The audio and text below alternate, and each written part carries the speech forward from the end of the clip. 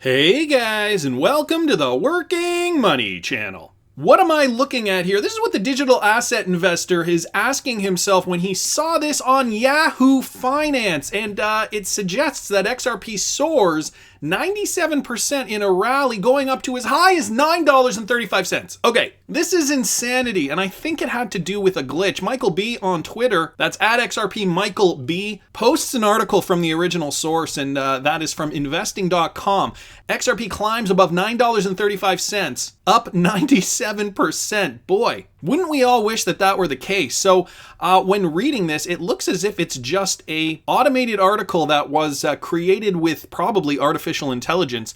There wasn't any original thought behind writing any of these sentences. They are just literally stating facts. And I know that there are programs these days that just take the data and can amalgamate the data and make it sound like a person is writing the article. So XRP rose above $9.35, and they're giving all the statistics, up 97.17% on the day. The largest one-day percentage gain since August 23rd, which is today. The market cap moved to 11.61 billion.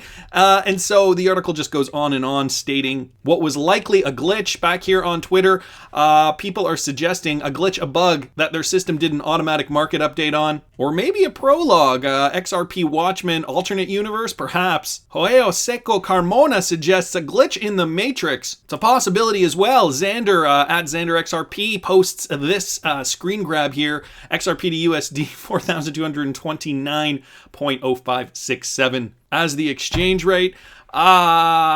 This is insanity. Kind of fun for a Friday though, right guys? Unfortunately though, I did go to the charts and it isn't the case. Of course I went to the charts just to see. It isn't the case, don't be fooled. Although we will likely see a $9+ XRP one day, it's highly unlikely that it's happening today. We got an article here, Ripple gets the leg up in mass adoption race as DBS Bank includes it in the official release. And so DBS Bank, one of Singapore's biggest, they mention Ripple in the cross-border transactions section, calling the technology developed by the Brad Garlinghouse-led Ripple as the cheapest method for sending money across borders. Again, guys, I believe I touched on this yesterday. It is making more news today. I'll link it in the description. I want to keep moving on here though. And this is from yesterday as well. Ripple signs remittance firm Xendpay onto RippleNet. So we talked about this yesterday. We know that Xendpay has signed on to RippleNet, joining the partnership and opening up corridors in Southeast Asia, Bangladesh, Malaysia, Philippines, Vietnam, Indonesia, and Thailand.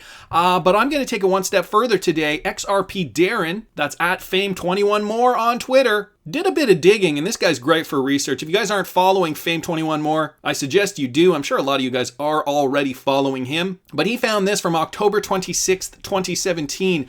And so this is a screen grab suggesting Xendpay, a pay-what-you-want money transfer service, receives RBI approval to offer outbound remittance services from India. RBI approval, the Royal Bank of India, if I'm not mistaken. So XRP Darren states here, Xendpay gets the Central Bank of India's approval. And of course, this was before the Ripple connection, and now we know Xendpay is connected to RippleNet, so that's amazing. The net keeps growing wider and wider, my friends. I also saw this on Twitter from XRP Legend, that's at XRP Legend 88.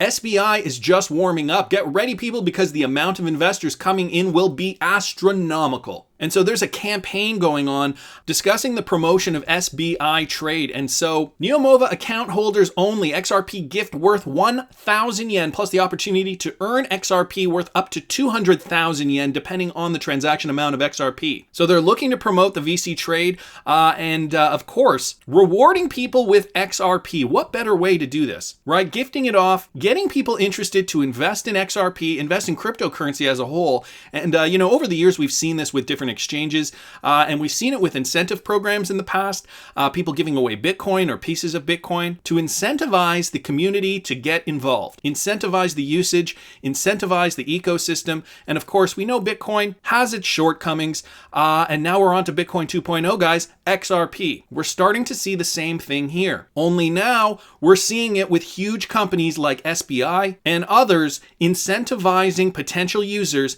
to use and trade XRP. Really great to see, and that campaign is lasting about 3 months. So that's one way to boost your stacks by 1,000 yen worth of XRP if you open up a new account with SBI VC Trade. And guys, I saw this on AMB Crypto a couple of days ago now, and it has to do with the top three, Bitcoin, Ethereum, and XRP, a comparative analysis of their distribution. For those of you guys who may be new to cryptocurrency, don't really know a lot about the ins and outs of the tech, I suggest you read this article. I'm just going to touch on it briefly. You probably should do more research. This kind of just scratches the surface of how the distribution models were created for these specific cryptocurrencies, and they are all different. But it's interesting to see because it really does show us an evolution of cryptocurrency. Bitcoin obviously being the first, then XRP and Ethereum coming out respectively thereafter. Different distribution methods, probably for different purposes. Obviously, not all cryptocurrencies are created equally. They're all created for different use cases. And so I'm just going to take a glance at this. Satoshi's balance,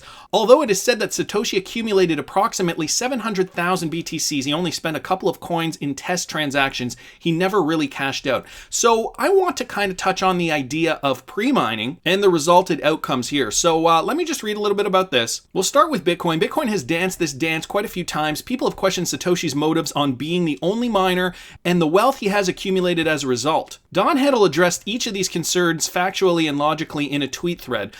So no pre-mining for Bitcoin, guys. As you know, Bitcoin is not pre-mined. Satoshi gave a 2-month heads up before mining the Genesis block, and so the Genesis block, Satoshi Nakamoto included a message of no pre-mine. Dan Heddle tweeted, before Satoshi's invention, the concept of pre-mining didn't exist. So Satoshi wasn't alone. Hal Finney mined Bitcoin a day after it was launched. And then we go back down here to the point I had just mentioned about Satoshi accumulated approximately 700,000 BTCs. So there's some pie graphs down here demonstrating just how many Bitcoin are in existence and how many are yet to be mined versus the ones that have currently been mined. These actually are incorrect. They should be flipped around. So whoever posted this did this incorrectly. Nevertheless, it's just flipped. So you guys get the gist of that. Then it talks about the circulating supply of Bitcoin and how that can be broken down further. So Bitcoin, no pre-mining, but apparently Satoshi is estimated to have 700,000 Bitcoin from the beginning. Now, Vitalik Buterin, obviously the brainchild behind Ethereum, the second largest cryptocurrency, had a total of 500,000 Ethereum in one of his wallets, which were worth approximately $450,000 initially. These coins reduced in number, but the value reached as high as 500 million during the peak price of Ethereum.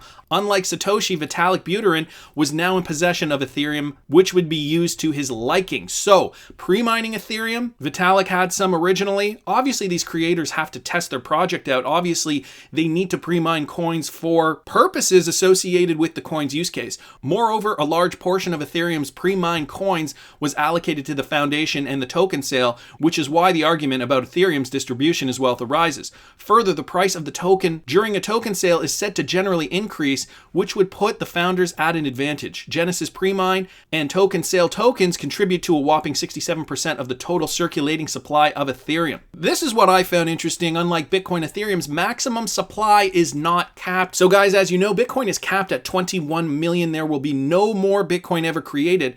Unlike Ethereum, where the maximum total supply is not capped, it increases approximately 10% every year. In 2018, Ethereum's total supply increased to 100 million, something which was a new milestone for the community, while also raising concerns of inflation among the community. So Ethereum, there was some pre-mining. Obviously, it is also a proof of work coin, so there is mining involved. And part of the benefit too of pre-mining is to promote your coin. You know, if you are creating, and I know a lot of coins have followed this in the past, which led to a lot of fraud, right? When we saw the ICO movement back in 2017, all these coins were being created and companies were trying to promote their coins by giving some away. Some of them were legitimate, some of them were pump and dump schemes. So people's interest and people's trust in these coins slowly diminished because of this whole atmosphere we were in late 2017. XRP is getting criticized too because of the pre-mining, but let's just go down here for XRP. The story of XRP distribution is a stark contrast to that of Ethereum. Yet issues similar to that of Ethereum have been raised for XRP as well. There is a lot of mystery with regards to Ripple and XRP. Well, not a lot of mystery. Adding more mystery to the fact is the escrowed XRP and those given to the founders. Well, we know the escrowed XRP is there to help build the ecosystem. Obviously, the founders were also given XRP because, well, they're the founders. They need to hold skin in the game in order to build that ecosystem, in order to make that price rise. XRP developers took a different approach to cryptocurrencies at the time. All of the 100 billion XRP was pre-mined and distributed. A major chunk of the XRP went into escrow, another portion went to the founders, while the rest went to the general public.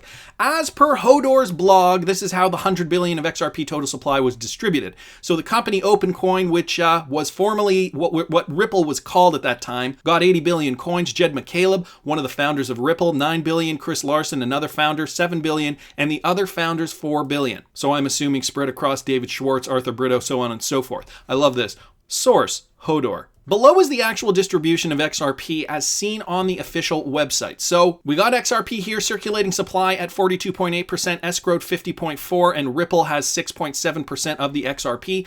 This distribution has led many to question if XRP is indeed decentralized, since approximately 60% of the total supply was held either in escrow or by the founding members. Well, we know why there are XRP in escrow: to help incentivize the customers to use RippleNet. The founders obviously are going to hold some, but that's a good thing for us, because the founders want to keep skin in the game. They want to make that value for XRP. They want it to rise so that they become not millionaires, not multimillionaires, billionaires. Probably some of the richest people on the planet. And although there are 100 billion XRP that have been pre-mined, XRP, we have to remember, is deflationary. Every time a transaction goes through the ledger, there is a portion of XRP that is burnt. So over time, there will be less and less XRP in the ecosystem. Not to mention all the XRP that us hodlers hold that we do not plan on relinquishing until XRP hits certain price points. So we can assume that that is also taken out of the ecosystem. Now, whatever's left in the ecosystem, companies like Ripple and other companies in the Spring Initiative will have to use that remaining XRP to conduct business. And of course, as volume rises, the price of XRP will rise with it. Just going back to Bitcoin here, Dan Heddle put it best,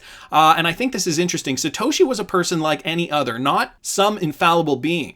This was the fairest distribution he could have come up with. It's intellectually dishonest to compare Satoshi's early mining of Bitcoin at a loss with pre-mining of an ICO with a positive market value. Well, I think he's taken a slam right here at Vitalik Buterin. So different cryptocurrencies have different distribution models for different purposes. I would be a little concerned if we didn't know what Ripple was doing with the XRP. They have always been transparent. We've talked about the Spring Initiative. We've talked about the escrow. We see a portion of the XRP from escrow being released once a month. There's nothing hidden there. The question is, when is this volume going to go through XRP? And when will that XRP rise in value based on the high demand needed in order to conduct business? I know a few weeks ago, some people were discussing the fact that, so fed up with the price of XRP being so low that they were saying Ripple should just burn all their XRP in escrow, get rid of some of it just to make that price rise quicker. But guys, that's a false economy. And the reason is because we need XRP to fuel the ecosystem, to keep that momentum moving.